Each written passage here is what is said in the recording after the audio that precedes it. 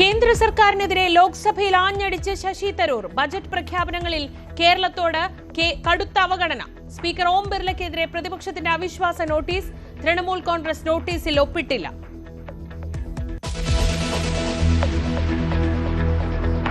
ശബരിമല തന്ത്രി കണ്ഠരര് രാജീവരുടെ ജാമ്യ നീക്കത്തെ എതിർത്ത് SIT.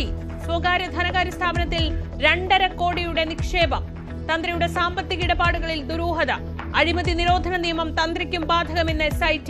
കൊടിമര പുനർനിർമ്മാണ വിവാദം അന്വേഷിക്കാൻ വിജിലൻസിന്റെ പ്രത്യേക സംഘം.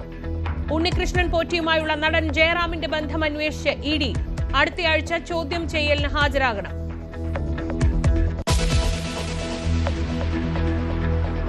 ശബരിമല കൊടിമര പുനർനിർമ്മാണ അന്വേഷണത്തിൽ കോൺഗ്രസും പ്രതിരോധത്തിൽ. വഴിപാട് സ്വർണത്തിന്റെ കണക്ക് സൂക്ഷിക്കേണ്ട ഉത്തരവാദിത്തം ഭരണസമിതിക്ക് ഇല്ലെന്ന് അജയ് തറയിൽ.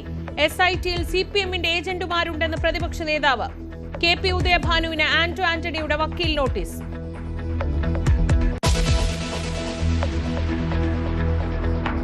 കേരള സർവകലാശാല യൂണിയൻ അസാധുവാക്കി VC.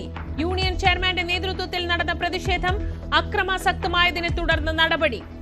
സംഘർഷത്തിൽ യൂണിയൻ ചെയർമാൻ അശ്വിൻ ഉൾപ്പെടെ അറസ്റ്റിൽ. വിദ്യാർത്ഥികളുടെ പ്രതിഷേധം കലോത്സവത്തിന് ഫണ്ട് അനുവദിക്കാത്തതിനെതിരെ.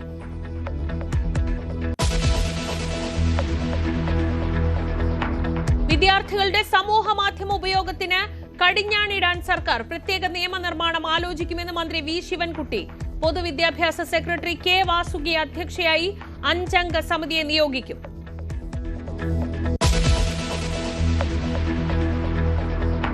മലമ്പുഴയിൽ VSന്റെ മുൻ പേഴ്സണൽ സ്റ്റാഫ് അംഗത്തെ മത്സരിപ്പിക്കാൻ കോൺഗ്രസ്. തീരുമാനമെടുത്തിട്ടില്ലെന്ന് A സുരേഷ്.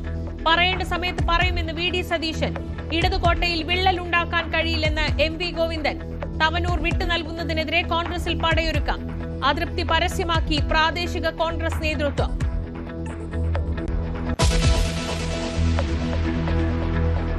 തുടർ ഭരണത്തിനെതിരായ പ്രതികരണം കടുപ്പിച്ച് സച്ചിദാനന്ദൻ.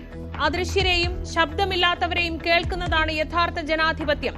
സാംസ്കാരിക നായകർ പറയുന്നത് നന്നാവാൻ വേണ്ടിയാണെന്ന് MV ഗോവിന്ദൻ. തിരുത്തലുകൾ വരുത്തി മുന്നോട്ടു പോകുമെന്ന് തോമസ് ഐസക്.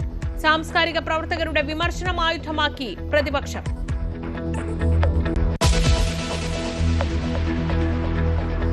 തിരുവല്ല സ്പാ ബലാത്സംഗ കേസ് അന്വേഷണ സംഘം വിപുലീകരിച്ചു. 3 പ്രതികൾ ഒളിവിൽ തന്നെ. ചോറ്റാനിക്കരയിലെ 16-കാരിയുടെ ആത്മഹത്യയിൽ പോലീസിനെതിരെ വിമർശനം.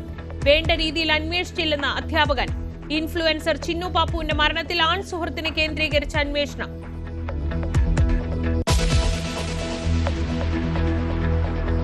T20 ലോകകപ്പിൽ ഇന്ത്യ പാക് മത്സരം ഉറപ്പായി. ബഹിഷ്കരണ ഭീഷണിയിൽ നിന്ന് പിൻവാങ്ങി പാകിസ്ഥാൻ. മത്സരത്തിന് അനുമതി നൽകി പാക് സർക്കാർ. സൂപ്പർ സൺഡേ പോരാട്ടം കൊളംബോയിൽ.